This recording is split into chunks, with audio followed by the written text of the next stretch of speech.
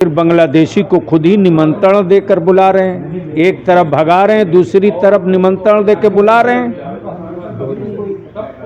मतलब ऐसा लग रहा है कि जब से इक़्तिदार की तब्दीली हुई है, ऐसा लग रहा है कि मुसलमानों को माशी तौर से ख़त्म करने के लिए निमंत्रण देकर बुला रहे हैं, एक तरफ भगा रहे हैं, दूसरी तरफ निमंत्रण देकर बुला रहे हैं। जब तूफ़ान आता है ना तो इंसान क्या करता है, उस तूफ़ान में तो जाके खड़ा नहीं हो जाता है कि तूफ़ान में उड़ जाए, बल्कि साइड में खड़ा हो जाता है। अक्लमंद इंसान तो यही करेगा कि साइड में खड़ा होकर थोड़ा तूफ़ान का थमने का इंतज़ार करता है।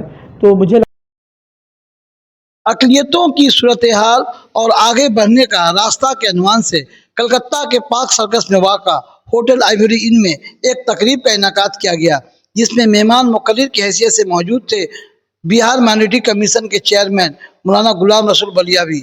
उसके अलावा राफे महमूद सिद्दीकी, जनता दल यूनाइटेड मगर बंगाल के रियासती सदर अमिताभ दत्ता, कमरुल जमा, इरफान अली शेर, डॉक्टर अमजद अली अंसारी समेत दीगर लोग मौजूद थे और अक़लियतों के मसाइल पर और मौजूदा हालात पर अपनी बातें रखी।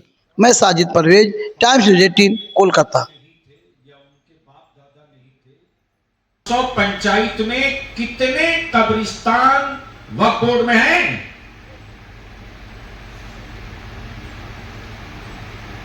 किसी के पास कोई डाटा नहीं है पूरे बंगाल का, न बिहार का।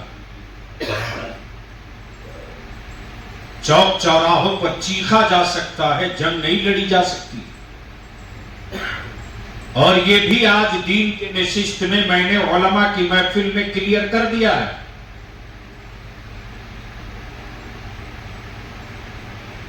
कि जब हुकूमत और सत्ता संविधान से ऊपर समझने लगे,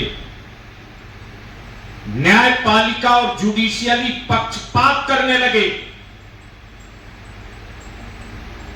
तो उस वक्त उलमा को सड़क पर उतरना उनके मनसब और उनकी जिम्मेदारी में शामिल है। हाँ, ये भी सही है कि आजादी की जंग लड़े आलिम।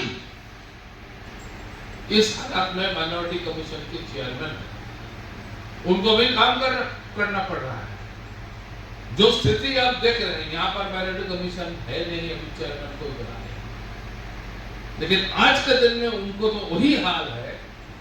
बिहार में कुछ दिन पहले वो सब कुछ चीज था, आज के दिन में क्या होगा, कैसे आगे बढ़ेंगे, हम लोग भी क्या करेंगे, क्या सोचेंगे। देश का स्थिति हमें लगता है, एक बात एक सेंटेंस में कर देता हूं, अगर भूख लगता है ना, हिंदू को ज्यादा लगता है, मुसलमान को नहीं लगता, ऐसा तो हो नहीं। अगर तूफान आता है, हिंदू बच जाएगा, मुसलमान मरेगा, या मुसलमान जिएगा, हिंदू मर जाएगा, ऐसा तो हो नहीं सकता। हमारे बंगाल में कलकत्ता शहर में बड़ा आज तो रथ यात्रा है, मतलब हिंदू का बड़ा पर्व है आज के दिन में। एक बड़ा साधु थे, साधक थे, इसको कहा जाता था, स्वामी विवेकानंद के गुरु थे रामकृष्ण परमहंस। वो बांग्ला में कहते थे, खाली पेटे धर्मो है ना, मतलब भूखा पेट में कोई धर्म नहीं होता। पहला काम है लोगों के लिए आप उसका पेट भरने का व्यवस्था करो, उसका रोटी कपड़ा पका, ये पहला चीज बना है। 2-4% है, तो वहां भी तो बदलाव आते हैं। तो बदलाव वो हम लोग बंगाली में बोलते हैं कि ইতিহাসের চাকা যেভাবে ঘোরে সেভাবে ক্ষমতার পরিবর্তনও কিন্তু অনিবার্যভাবেই হবে। তো আমাদের অপেক্ষা করতে হবে, ধৈর্য ধারণ করতে হবে, ভালো মানুষ হতে হবে, এবং আমরা সব সময় যেহেতু ভাইচারাতে বিশ্বাস করি, ধর্মনিরপেক্ষতায় বিশ্বাস করি, আমাদের সেই বিশ্বাসের উপর इस मिसरे के तहत पश्चिम बंगाल में जो परिवर्तन आया है, तमाम लोग परेशान हाल हैं, क्या कहेंगे? हमें लगता है परिवर्तन तो कुछ नहीं आया है। हावड़ा ब्रिज अपनी जगह है, बेरोजगारी अपनी जगह है, अनएम्प्लॉयमेंट अपनी जगह है, आपका ओडिया जो मोटिया मजदूर है वो अपनी जगह है, आज भी हाथ से रिक्शा चलाने वाला अपनी जगह है। कुछ बदलाव तो नहीं आया है। सत्ता पे जो लोग बैठे हैं, भाई सत्ता बदली है तो हमें लगता है कि आने वाले दिनों में हमारे बंगाल के बच्चों को पलायन नहीं करना पड़ेगा, रोज़गार यहीं देंगे, वो नौकरी यहीं मिलेगी, सर्विस यहीं होगी। हम उम्मीद करते हैं कि कुछ मेडिकल कॉलेज भी खुलेंगे, कुछ एम्स का यूनिट भी आएगा, जो बंद पड़ी फैक्ट्रियां हैं वो भी चालू होनी चाहिए। ये न्यूज़पेपर में थोड़ा दबा दीजिएगा ना।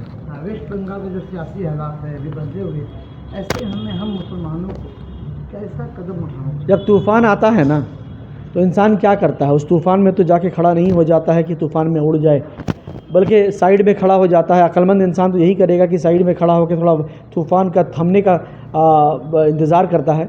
तो मुझे लगता है इस वक्त अक्लमंद लोगों को यही करना चाहिए कि ये तूफ़ान जो है ये चल रहा है, पहले थम साइड में खड़े होकर वक्त का इंतज़ार करें और देखें कि उठ किस करवट बैठ रहा है, तो उसके बाद फिर कुछ जो आगे की डिसीजन लाहे अमल तय करनी चाहिए। सिर्फ तूफान चल नहीं रहा है, तूफान से खतरात भी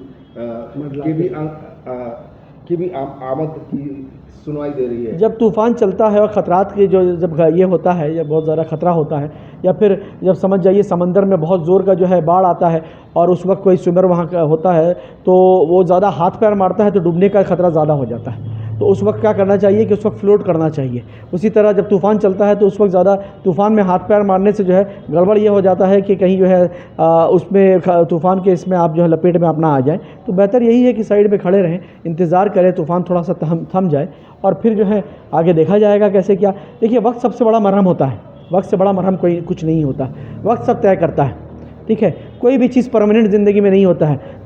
वो एक बहुत बड़ा एक इंग्लिश में सेइंग है कि change is the only constant, कि चेंज जो है वो बार बार होता रहता है। तो कोई चीज़ कहीं जो है वो आके जो है ठहर नहीं जाता है कि जो है वही रहेगा, हमेशा ज़िंदगी भर के लिए रहेगा।